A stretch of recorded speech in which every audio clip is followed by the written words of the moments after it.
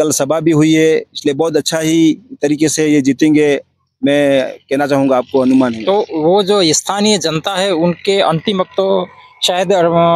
Something you मान लो कि कम से कम 15 घंटे के बाद में वोटिंग वहाँ पे चालू हो जाएगा। तो वो जो 3 पंचायत है, उस 3 पंचायत के जो मतदाता है, जो वोटर्स है, उनसे आप क्या अपील करना चाहेंगे? मैं सभी 3 पंचायत के सभी गांव डागर, ग्राम पंचायत डागर के डागर, जोगीवाड़ा, खोटी नारजी, खोटी कांजी, खोटी जालमिया और गमनिया मोती, जाजरवा कला, जाजरवा पाल, जाजरवा खुर्द, सभी मेरे आदिवासी समाज के भाइयों से और मामा जी के गोविंद गुरु के अनुयायियों से और पढ़े लिखे युवा साथियों से, माताओं से, बहनों से मैं अपील करना चाहूँगा कि कल मतदान है, ये आने वाली पीढ़ी के जो अस्तित्व है, हमारे जो हक अधिकार है, उसको बचाने का जो वोटिंग है, दक्षिणी राजस्थान में माना जाए तो ये एक आदिवासियों की एकजुटता को लेकर एक अच्छा संदेश जाएगा। यहाँ पे हम कल अच्छी वोटिंग करेंगे और ये जो शारदा शैलेश जीतेंगे। तो मैं जनता से यही अपील करना चाहूँगा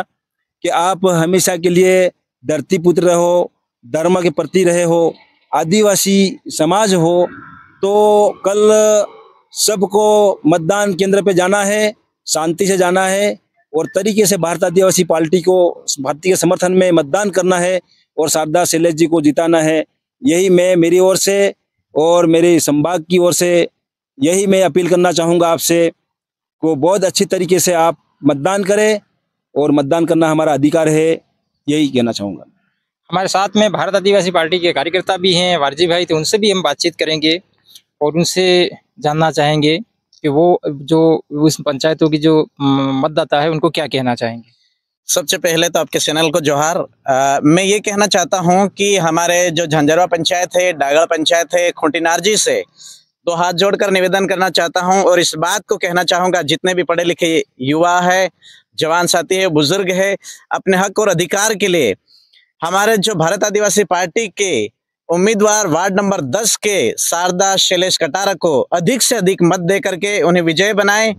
और पूरे राजस्थान के अंदर में इस बात का संदेश दें और हमारे सीएम भजनलाल तक ये संदेश जाना चाहिए कि दक्षिण राजस्थान के लोग अब भी अपने हक और अधिकार के लिए उनके अंदर में जो जुनून है वो जाग चुके हैं। सिर्फ बांसवाड़ा के अंदर ही नहीं, लेकिन भारी मतों से विजय करके ये संदेश हम पूरे बांसवाड़ा और साथ ही साथ राजस्थान और देश के अंदर में इसकी आवाज बुलंद करेंगे। मैं यही कहना चाहूंगा। आपने जो चुनाव लड़ा, चुनाव का मुख्य मुद्दा क्या था आपका? चुनाव का मुख्य मुद्दा हमारा यही है कि हमारा जल जंगल जमीन की हमारी लड़ाई है। हम विकास को लेकर के इस उपचुनाव को नहीं देख रहे, हम तो हमारे जो हक और अधिकार की जो बात हो रही है, इस बात को लेकर के हम ये चुनाव लड़ रहे हैं, क्योंकि इस बात से हमारे भारत आदिवासी पार्टी के बांसवाड़ा डूंगरपुर के सांसद महोदय जी सम्मानीय राजकुमार जी रौत के हाथ को मजबूत करेंगे और देश में इस संदेश को भेजेंगे कि यहाँ के लोग अपने हक और अधिकार जो 5वीं अनुसूची की बात करते हैं वो अब तक किसी भी पार्टी ने धरातल पे लागू नहीं किया। इस धरातल पे लागू करने के लिए, उसी के लिए हम वोट देंगे। मैं यही कहना चाहूंगा। मतलब वोटिंग करना है जल जंगल जमीन और जो हमारी आने वाली जनरेशन है, जो नई पीढ़ी जो आ रही है, उसके हक अधिकार की रक्षा के लिए वोटिंग करना है। बिल्कुल उसी के लिए, क्योंकि हमारी जो आदिवासी अंचल के जो लोग हैं वो आज तक